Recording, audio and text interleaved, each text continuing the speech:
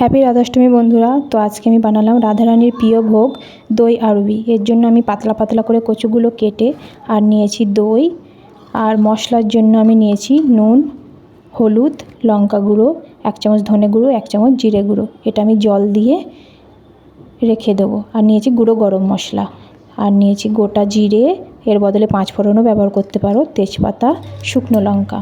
প্রথমে আমি কড়াইতে তেলগুলো গরম করে ফোড়ন দিয়ে নুন হলুদ দিয়ে আমি কচুগুলো ডিপ ফ্রাই করে ভেজে নিতে হবে। এরপর